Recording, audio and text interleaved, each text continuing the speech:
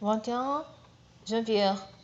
Genèse, chapitre 42, verset 18 à chapitre 43, verset 34.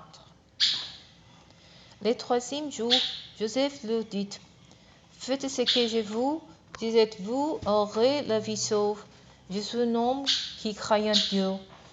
Si vous êtes des gens sincères, que l'un de vous, votre frère, reste ici en prison, quand vous partirez, vous importerez du blé pour vos familles qui connaissent la famine.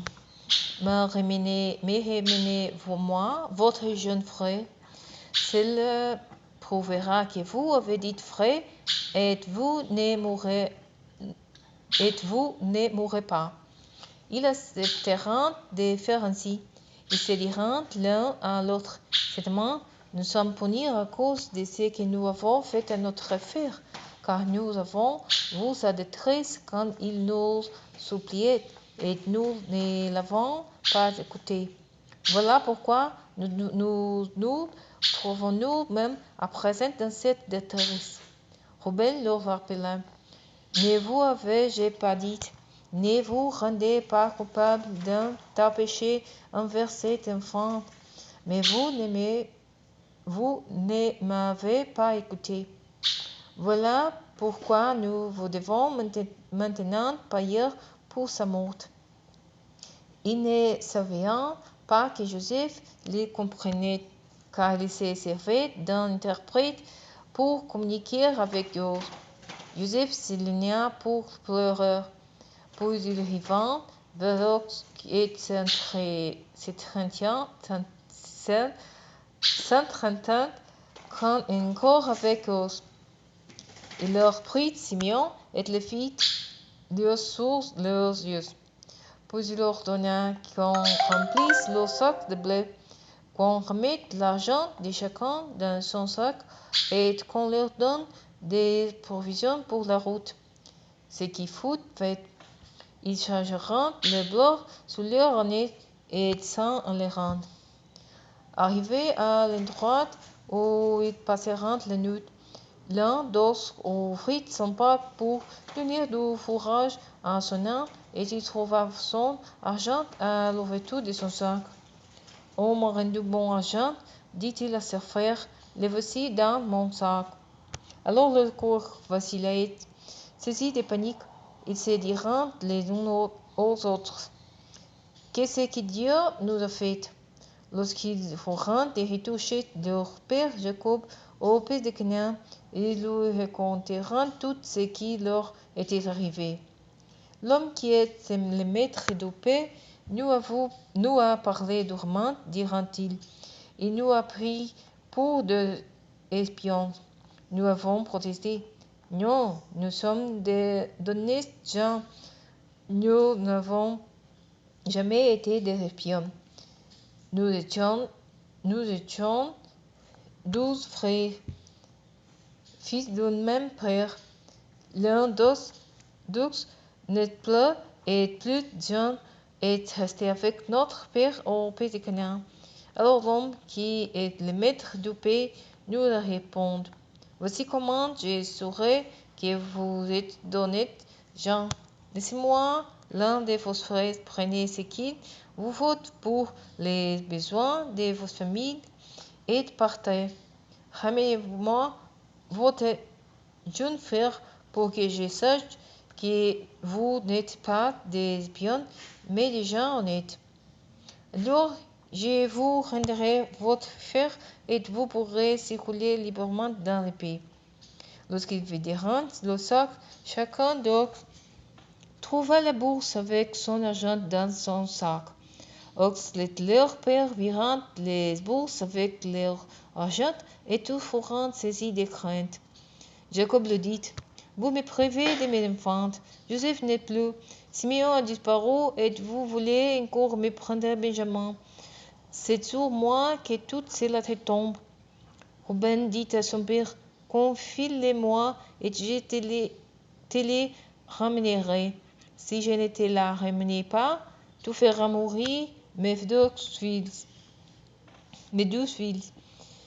Mais Jacob répliqua, non, mon fils ne partira avec pas avec vous, car son frère est mort et c'est le seul qui me reste.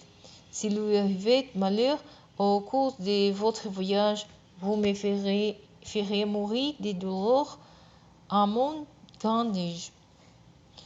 La famine sévissait de plus en plus dormante dans le pays. Quand la famille de Jacob eut mangé tout le blé récolté d'Égypte, Jacob dit à ses fils, retournez là-bas, nous acheter un peu de vivres. Judas lui répondit, cet homme nous a solennellement averti que nous ne pourrons plus nous présenter devant lui si notre frère ne nous accompagne pas. Si tu laisses notre frère partir avec nous, nous irons en Égypte et nous t'achèterons des vivres. Mais si tu ne les laisses pas venir, nous ne partirons pas, car cet homme nous a bien dit, vous ne serez pas admis en ma présence si votre frère n'est pas avec vous. Israël reprit, pourquoi m'avez-vous causé cette tort? Avez-vous besoin de raconter à cet homme que vous avez encore un frère? Ils lui répondirent, cet homme nous a questionné, endetté sur nous et sur notre parenté. Il nous a demandé, votre père vit-il encore? Avez-vous un autre frère?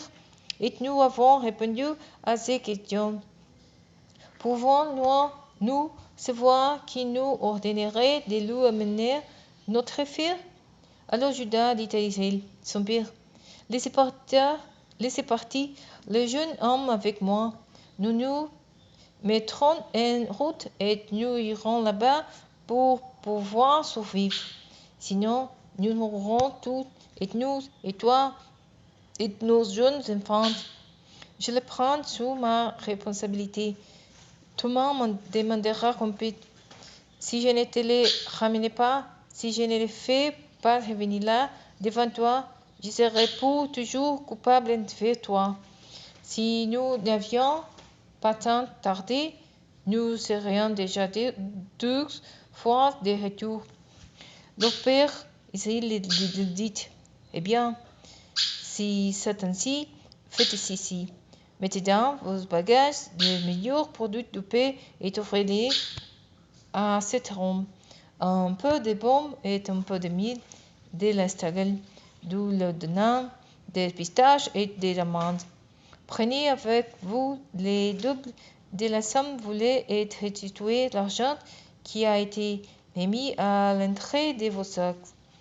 Peut-être s'agit-il d'une erreur. Emmenez votre frère est parti, retournez chez cet homme. Que le Dieu Tout-Puissant rende cet homme compatissant à votre égard. Qu'il vous rende votre autre frère ainsi que Benjamin. Et moi, comme je dois être privé d'enfants, que je sois privé. Alors, ils se chargeront du présent, priront avec eux une double somme d'argent et amèneront Benjamin. Ainsi ils se mirent en route, se rendirent en Égypte et se présenteront devant Joseph. Joseph vit avec Benjamin. Il dit alors à l'intendant qui gérait sa maison, conduis ces gens chez moi, fais abattre une bête et qu'on la prête apprête, car ces hommes mangeront avec moi à midi. L'intendant exécuta les ordres de son maître et conduisit ces gens à la maison de Joseph. Ceux-ci furent effrayés d'être introduits dans la maison de Joseph et dirent, c'est à cause de l'argent remis la dernière fois dans nos sacs qu'on nous fait venir. Ils vont débouler sur nous, tomber sur nous pour nous prendre comme esclaves et s'emparer de nos âmes. Ils s'approcheront de l'intendant de la maison de Joseph et lui parleront à l'entrée de la maison.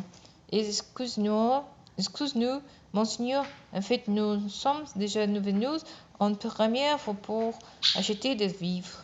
Quand nous sommes arrivés à l'étape où nous avons passé la nuit, Nous avons fait nos sacs et chacun de nous a retrouvé son argent à l'ouverture de son sac. C'était exactement la somme que nous avions payée. Alors nous l'avons rapporté et nous avons emporté avec nous une autre somme d'argent pour acheter des vivres. Nous ne savons pas qui a remis notre argent dans le sac. L'intendant répondit: Tout va bien, ne craignez rien. C'est votre Dieu, le Dieu de votre père, qui a mis un trésor dans vos sacs.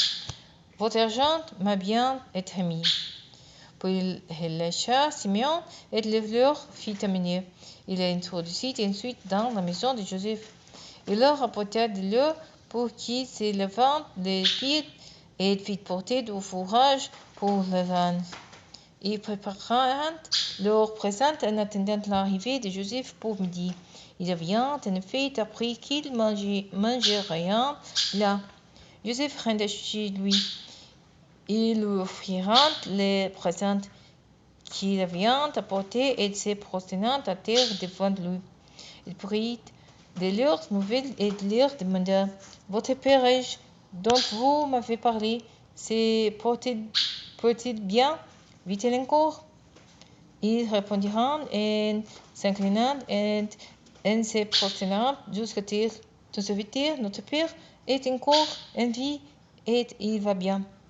En apercevant son frère Benjamin, fils de sa mère, il demanda: Est-ce là votre frère cadet dont vous m'avez parlé? Et il ajouta: Que Dieu te témoigne de sa grâce, mon fils. Joseph sortit en hâte, car la vue de son frère l'avait profondément ému, et il chercha un endroit pour laisser couler ses larmes. Il se retira dans sa chambre et pleura. Puis il se lava le visage et ressortit. Il contit son émotion et ordonna de servir les repas. On les servit séparément, lui à une table, ses frères à une autre, et l'Égyptien qui mangea avec lui à une troisième table. En effet, les Égyptiens ne pouvaient pas prendre leur repas avec le bourreau. Ils considéraient cela comme une chose abominable. On fit asseoir les frères en face de Joseph par ordre d'âge. C'est l'un au plus jeune, de sorte qu'ils se regardaient l'un l'autre avec stupéfaction. Joseph le fit servir de maître de sa propre table. Benjamin reçut une part 5 fois plus copieuse que cela des autres. Ainsi, ils virent toute leur sorte avec lui.